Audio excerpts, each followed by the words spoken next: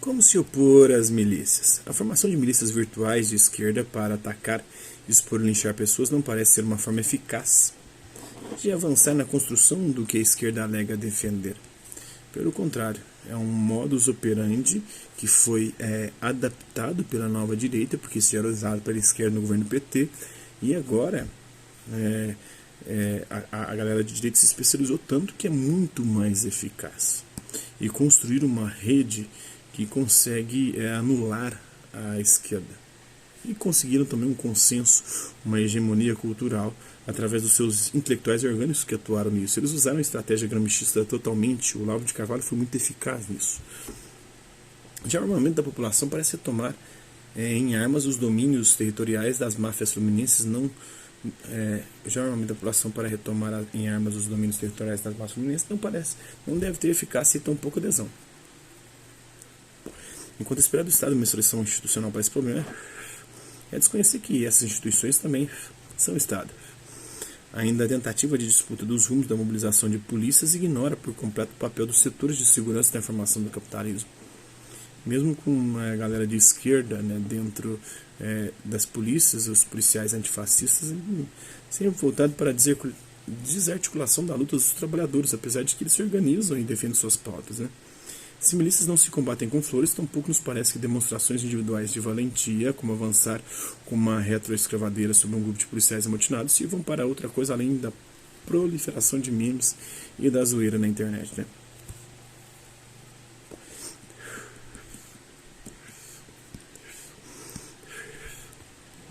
Desde o início do governo Bolsonaro, muito se discute sobre o papel das Forças Armadas no Planalto. Primeiramente eram considerados fiadores da moderação contra um grupo ideológico, depois passaram a ser considerados como escanteados das decisões centrais. Agora, voltaram a ocupar um papel de grande relevância no governo, vencendo o olavismo. Com a entrada de um militar com experiência ampla de comando de tropas em áreas urbanas para a Casa Civil no lugar do Onyx Lorenzoni, que foi jogado para escanteio. Isso não implica em adesão total das Forças Armadas ao governo. O comando do Exército, das Forças Armadas com maior presença nos ministérios e no governo federal, como um todo, recomenda distanciar-se da imagem do Bolsonaro para conquistar uma certa autonomia e não cair no golpismo e queimar o filme como eles fizeram depois da ditadura. Ao mesmo tempo que beneficia-se do verdadeiro quartel montado no Palácio do Planalto pela pletora de oficiais da ativa e da reserva em postos ministeriais. Também é notável a baixa presença da Marinha no gabinete ministerial e a ausência da aeronáutica no alto escalão do governo. O astronauta Marcos Ponte corre por fora e não está na cota de nenhum brigadeiro. E ali com o Pirula se acompanha o Pirula é um grande crítico dele e vê nele um idiota útil, fiador do bolsonarismo. Por maiores que sejam as divergências sobre o bolsonarismo entre o alto oficialato, o grosso da tropa é reputada como bolsonarista de raiz. Outra fonte de apoio do bolsonarismo são os setores conservadores das igrejas neopentecostais. A reflexo deste apoio, na política internacional brasileira, como o apoio a Israel para agradar as ideias messiânicas de alguns grupos e a atribuição a pastores das relações com países africanos. Inclusive tem pastor fazendo encontros em estádios lotados, dizendo que o Jair é o Messias, aquele enviado por Deus para salvar a nação brasileira. É o ungido de Deus para salvar a nação brasileira, aproveitando o nome do filho da puta, Também reflete na redistribuição de verbas televisivas, com a priorização da TV Record, controlada pela Igreja Universal em detrimento da Globo. A emissora, antes fustigada pela esquerda, é agora atacada também pela extrema-direita. Deveriam os trabalhadores se unir para defender a Globo? É certo que a Globo tem problemas históricos seríssimos, mas ela é uma fiadora hoje bem confiável da nossa democracia, apesar de defender também seus próprios interesses. E, na verdade, todo mundo sempre defendeu seus próprios interesses. O problema é quem, em nome dos seus próprios interesses, vende sua alma para o diabo e se entrega a figuras execráveis como o Bolsonaro e o bolsonarismo, ou as igrejas evangélicas. Uma função importante das igrejas neopentecostais está na captura, cooptação e emulação sob seu controle das redes de solidariedade construídas por aquela fração da classe trabalhadora com baixo acesso às políticas de Estado e desprezada tanto pela esquerda identitária, o identitarismo, que segregou o país e dividiu, inclusive dando ensejo para isso a direita, que a partir do identitarismo construiu sua própria identidade. Então a culpa maior da situação que vivemos é da própria esquerda. Assim como a culpa da esquerda chegar ao poder foi da direita. São os erros que constroem a vitória dos adversários, dos opositores. Quanto à burocracia sindical.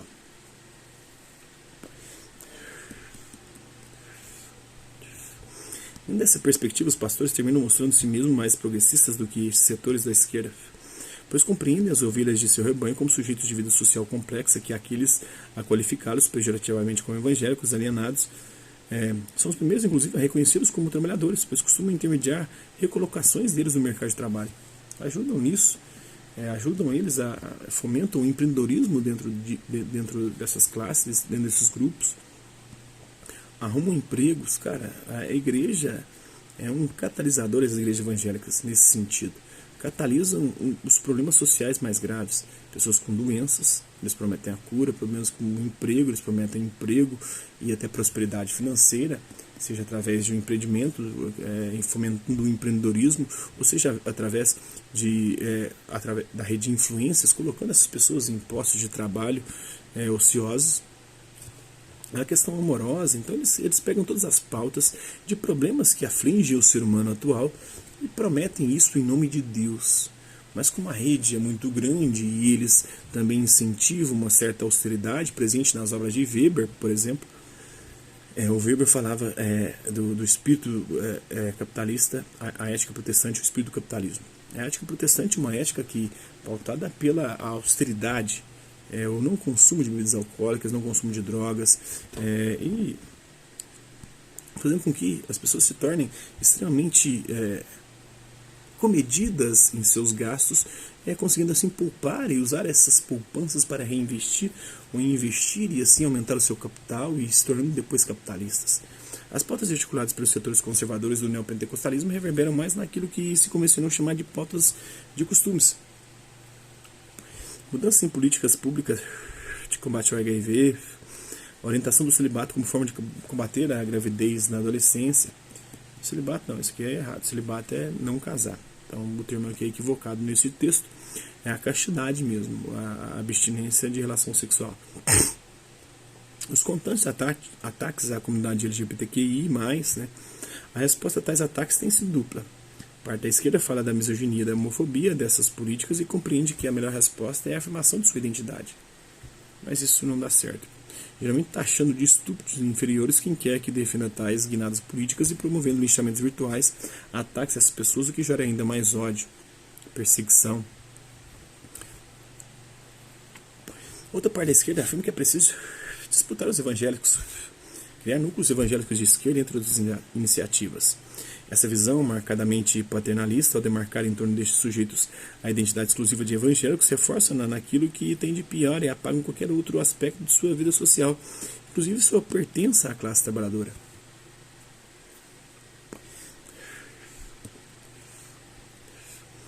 Ao achar que somente é possível afetá-los através dessa tática equivocada, reforçam precisamente o que menos gostam, com a diferença, agora, de que esses evangélicos passariam a votar nos candidatos da esquerda. As duas táticas têm em comum trabalhar, como de hábito, em torno de identidades desconectadas do mundo do trabalho, não conseguindo sequer pautar a chamada interseccionalidade das opressões ou a busca de reconhecimento mútuo e solidariedade entre diferentes grupos de trabalhadores. Aqui é uma visão marxista com a qual também eu não concordo. Eles estão querendo romper com as identidades, que eu acho que precisa romper, mas identificando isso com a classe trabalhadora, que também é um outro tipo de identidade ou de categoria bastante desgastada da esquerda por causa da crítica ao marxismo. Vingo a crítica ao marxismo que eles fazem do Olavo de Carvalho, uma crítica bem rasa, porque o Marx é muito mais do que se propaga por aí, mas ninguém quer ir no grosso do Marx para tentar entender como ele explica a sociedade capitalista.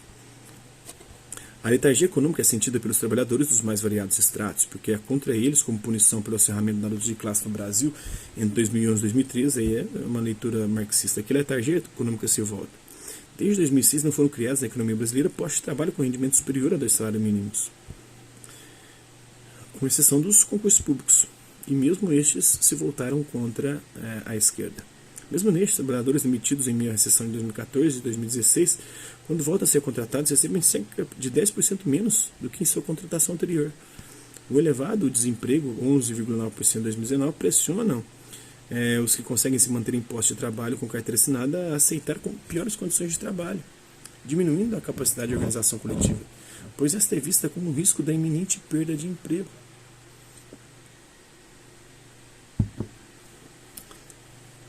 Quem pensa assim prefere afastar, ou mesmo os usuários que reclamam, pois deste modo se sentem mais seguros, por ilusória que seja tal segurança. O alto desemprego também leva grande número de trabalhadores a procurar alternativas, fato verificado nos 38,4 milhões de pessoas que no Brasil de 2019 trabalhavam na informalidade, o maior número desde 2016. O desemprego de longa duração já vinha crescendo, estimulando o desalento e a depressão também. A depressão tanto econômica quanto psicológica. Salta aos olhos também o crescente número de trabalhadores dependentes de aplicativos, especialmente de entregas de transporte de passageiros nas grandes cidades brasileiras. Como a esquerda, aquela que pretende defender interesses da classe trabalhadora, tem respondido a esta situação, principalmente pela denúncia da precariedade das relações de trabalho, com longas jornadas e nenhuma garantia. Estão errados? Não. Estão corretos? Também não, porque esse discurso está desgastado, está defasado. Do ponto de vista dos trabalhadores, a mera denúncia faz pouco sentido. Os mecanismos da gig economy, na grande economia, no modelo da subsunção real da veração, regular as horas de trabalho pode resultar em rendimentos menores, coisa que qualquer trabalhador percebe sem muita análise. Alertar que a CLT está sendo desmontada também não tem se demonstrado uma alternativa muito potente, quando menos da metade da população brasileira trabalha com carteira assinada, isso há tempos, desde que ela foi criada, na verdade. E a CLT, para os trabalhadores precarizados, parece menos uma carta de direitos a reivindicar do que um ideal distante. Na verdade, eles veem essa carta de direitos como um problema, uma utopia irrealizável. A realidade é essa que nós estamos enfrentando. Poucas são as tentativas de organizar esses trabalhadores. A dificuldade não vem de uma incompetência generalizada das forças de esquerda, embora a hipótese não esteja descartada. Na verdade, para mim, é uma incompetência. Mas, sobretudo, de um contexto em que a sindicalização decresce a olhos vistos. E de uma relação... Eu mesmo me desfiliei do Sindiúti, do Sindicato dos Trabalhadores de Educação de Minas Gerais, e não vejo ali representatividade alguma. E vejo só um trampolim politiqueiro para ser eleito para cargos públicos e depois ficar lá vociferando e não tendo poder de mobilização e de diálogo algum. E de uma relação de trabalho em que a coletividade, mesmo que essencial para o funcionamento dessas empresas, encontra-se mediada por plataformas virtuais que atomizam os trabalhadores e transferem a sua relação direta com colegas para uma relação mediada pela empresa. Como podemos, enquanto trabalhadores, vencer a atomização e nos organizar nesse cenário? É certo que as solidariedades laborais e comunitárias não foram dissolvidas por completo, mas sua mediação pelos capitalistas é cada vez mais intensa. Como é possível estabelecer pontes políticas de solidariedade e quaisquer pontes entre precarizados e seletistas? O problema que apontamos há quase 7 anos persiste, talvez esteja aqui, não nas bravatas governamentais, a chave para elucidar os dramas do presente e abrir caminhos para o futuro. Essa obra aí do...